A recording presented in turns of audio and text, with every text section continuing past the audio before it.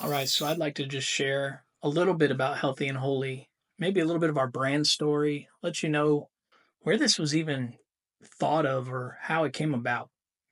I spent 13 years in full time ministry, first as a youth pastor, then the associate pastor.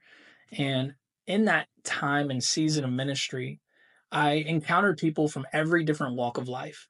So I was around the have nots and the have a lots. I was around all types of people. And I noticed that it didn't matter who they were, there were often times that people did not have balance in several areas of their life. And so their life felt like it was falling apart in certain areas. And so, what I wanted to do is, I always wanted to offer practical advice and wisdom to help people. And so, I would include that in the messages, I would include that in the one on one. We called it advice, take it or leave it, because I'm not technically a counselor, couldn't call it counseling. But anytime that we did small groups and we talked about different areas of life, I was constantly realizing like I wanted to love people enough to not only share the gospel, but to share life with them, like Paul says. And so I found myself oftentimes sitting there, you know, across from somebody and creating some type of a practical, small, goal oriented thing that would help them move forward in the area they were struggling with. And so, for Healthy and Holy to be birthed out of this, it actually happened from my own life. I wasn't feeling like I was very healthy. I was tired all the time. I was like a pendulum. I was either super spiritual or super lethargic, and I just could not find the balance. And not even just spiritual, like even with my physical health, like I was either all in or all out. And so I realized that I was not developing a healthy balance. And so we created these plans, we created these goals for others, but I found myself falling off.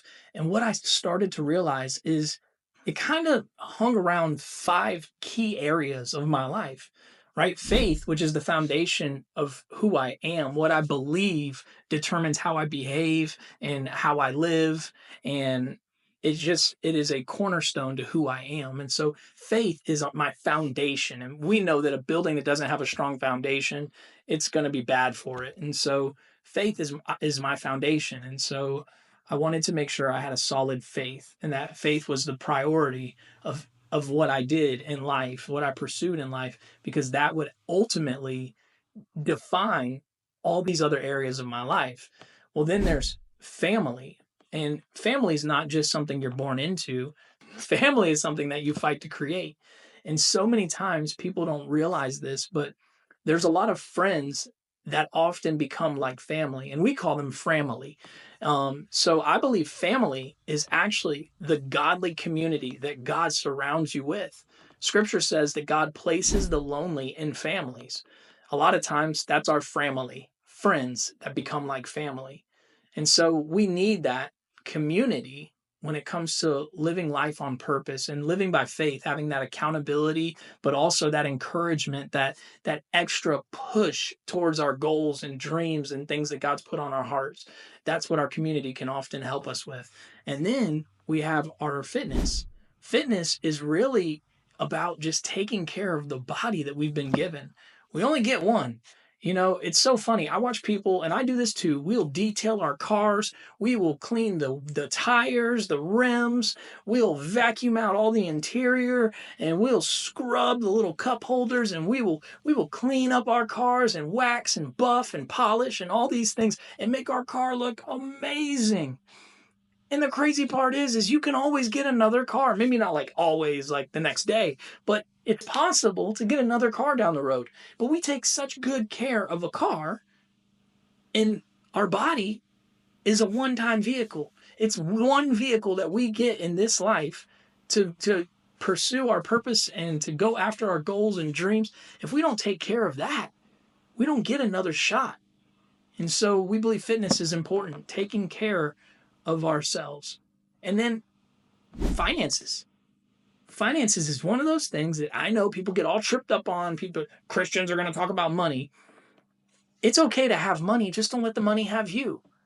Remember, money is a resource, not the source. It's just a tool. So use it. Don't love money. and use people. Use money to love people. Use money to serve and to be a blessing and to spend time with your family and your family. Use money, love people. And then lastly, fun. When we decide to have some fun in our life, and I don't mean just fun like we're just going to go off and goof off, but a time of resting, relaxing, and restoration and refreshing, that can often be something that comes from this place of fun. There's a lot in life that we have to endure. We might as well enjoy life as well. And so these five pillars make up healthy and holy. And I noticed that it was in these people's lives, there was always something that was just kind of off.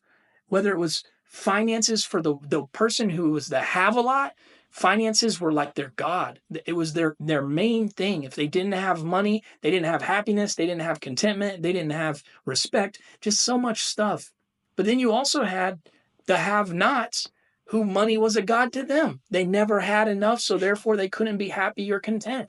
And so I encountered that in every walk of life, from the once again, the have nots and the have a lots. Also fitness. I knew people that were totally out of shape and were miserable. So often they could barely do the things they wanted to go do. And so not being in shape caused them to not be in good spirits. But then you had other people who were in incredible shape.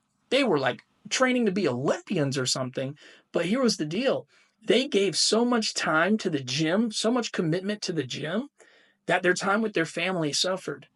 Their finances even suffered because they were so dedicated to having the perfect body. And then they weren't even enjoying life. And I know that some people go, well, who are you to judge them? I'm not judging them. These people came to me and shared that they were struggling with like not enjoying anything. They didn't even eat food for enjoyment at times. They just ate it to meet their macros and to meet their goals. And they just weren't enjoying life. They were enduring life just so that they could hold this image up for other people to see. So, as you can tell, this happens in all the areas of life, including our family. Our family, we can choose to kind of just be alone and ignore our family and not spend time with our family. And when we do that, it can hurt our family. And so when it comes to having a healthy and holy life, when we were talking about building this brand based off of the encounters and experiences that I had from ministry, many of which I'll share in the future, changing names and stuff like that, so I don't share everybody's story. But I realized that at the end of the day, our faith determined how we were living out the rest of our life. So faith causes us to believe that God allows things to happen for a reason. Faith causes us to believe that God is for us and not against us. He is with us even when we're going through hard times. And so faith calls us to be good stewards. Faith calls us to love our family and to serve others. And so it helps us walk in this nice balance of life, that when it comes to our family, our fitness, our finances, and our fun, we find this healthy and holy balance when we are putting our faith at the core of who we are. And so, as a Christian lifestyle brand, that's going to be kind of our cornerstone thing, is our foundation, is our faith. And so you're going to see and hear a lot about our faith and Christian faith throughout these videos. But I also want to speak to the person who does not have the Christian faith, to let them know that there are many principles and things that can be pulled from the scripture that can also impact your life right where you're at. My prayer, my hope is that people would see that there really is an abundant life found with Christ. And I pray that you would see that not all Christians are what you've heard about and what you've seen in the past. I pray that you would see just a difference in those who are living it out and walking it out. And so when you see somebody rocking healthy and holy gear, I'm hoping you're seeing somebody with a healthy and holy lifestyle that you may find not only attractive, but something worth imitating. So, y'all, we want to be the example and set an example for others worthy of following. And I hope, my prayer, once again, is that we set a healthy and holy example as we share life, as we share stories, as we share practical advice and wisdom and workout plans and financial plans and even just some financial literacy and different things along those lines. Maybe some ideas for creating memories with family and different things that we would help people to really find out that the healthy and holy life is the most fulfilled life they could live, a life following Christ and loving the community around them and being a part of what God is doing in their life. May God help you break through with balance in your life so that you can live the fulfilled life that God has called you to. Thanks for watching. Like, comment, subscribe. Peace.